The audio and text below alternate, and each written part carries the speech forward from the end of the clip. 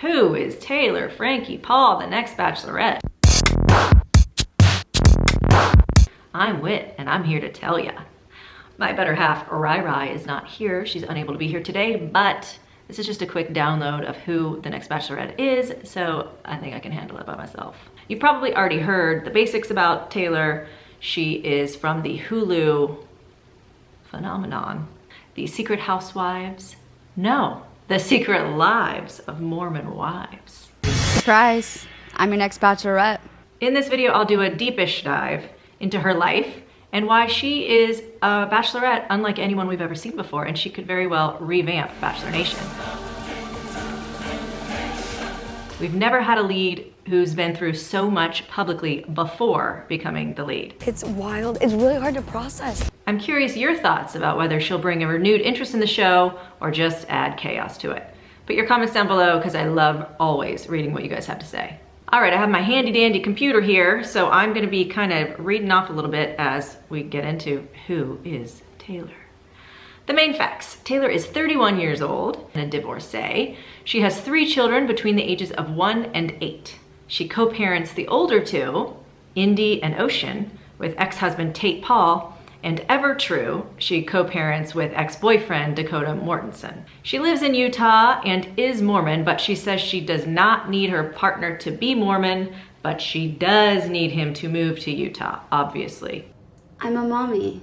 She'll be the first lead in history with more than 1 child when she's actually appearing on the show. Of course, we all remember Emily Maynard, who had 1 daughter, Ricky, when she appeared, but again, no one has had more than 1 when they appear on the show. Now, by the way, Emily has 6 children. Aww. The hardest thing about this was like saying bye to my kids today. Yeah. They left home. That was one of my boundaries. I'm like, I have to see my kids. Will we see them on the show? Hopefully, yeah, they will be around. All right, let's rewind. Quick background on how Taylor became a public figure. I created Mom Talk. It's a group of Mormon moms making TikToks. Mom Talk and the Secret Lives of Mormon Wives blew up in 2022 when Taylor revealed the soft swinging among the circle of her Mormon friends. 2 million followers, 9 million views. and then it just turned into this whole group is swinging with each other.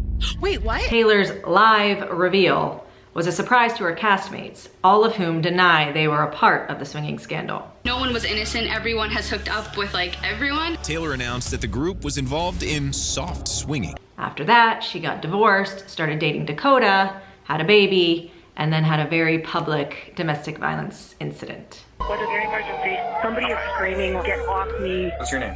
Taylor. Taylor. At this time, you're going to be placed under arrest.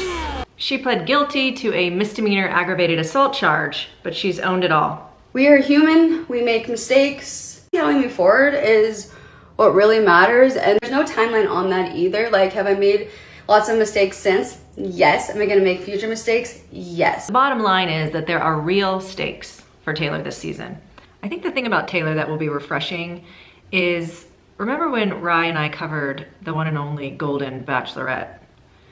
What we loved about that show was that all those people had already lived lives. They had real stakes, they had families, they had some divorces, some were widowed. So you felt like no one was there just for the clicks, the Instagram fame, the, influencer of it all. And Taylor's already that, so she doesn't need this necessarily. And my hope is that she really is coming into this hoping that she'll find a lasting love. Do you guys agree? I don't know. The potential men have been revealed. I'm not gonna do a super deep dive into that because honestly, they're a lot more boring than she is, in my opinion. Like that guy promoting his new song, of course. So here are some of them. I'm just gonna scroll through so that you can actually, put a face and a name together and see their ages and things. The youngest potential lover is 27. That's Joe. Remember, Taylor's 31. And then the oldest is 44. That's Dave Piggott. Pigott, I don't know. What's interesting about him is he's the only one with a child in his profile picture. He's private, but a blended family could be a good thing for Taylor, I think. Also, Trenton could be our first Paralympic athlete. On Instagram, he says, lost my leg, but gained a dream, which I love. And a few of the guys already live in Utah.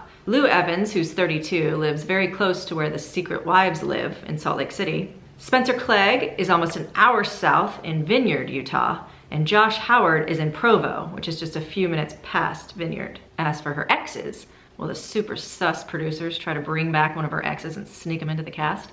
E.T. asked Taylor what she thought about that. What would you do if one of your exes decided to show up on the show? Well, my first one obviously wouldn't, he's married. right. But second one wouldn't be shocked. I don't want anything or anyone else. And even though season 2 of Mormon Wives has the cast members at each other's throats, it looks like the group will be there to support her, and we'll probably see them on at least one episode.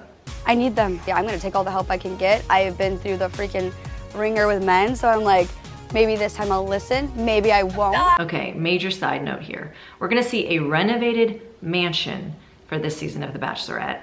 HGTV, that's so hard to say, is teaming up with the franchise. The show will be called Bachelor Mansion Takeover and will premiere in 2026. Of course, we've got Jesse the Turd as the host. We've got Tayshia and Tyler as judges. Makes sense. He's like a contractor, construction guy. And then these former 12 contestants will compete to see whose renovations will earn them a $100,000 prize. All right, of course, the Hulu tagline for the show is, "These Latter-day Saints are no angels." And I think Taylor is very aware that she is no angel, but I think she'll bring a sense of authenticity, of self-deprecation in a good way. I think she'll be one of the realest bachelorettes we've ever seen, hopefully. They're in for a treat. Or am I in for a treat? Oh, no, none of us know. I don't even know. That's the fun part. We'll see what happens. Check back in here on March 22nd for season 22, that's insane, of The Bachelorette. As always, thank you so much for your support. We'll see you soon. This is a green flag for Taylor, we hope. Bye.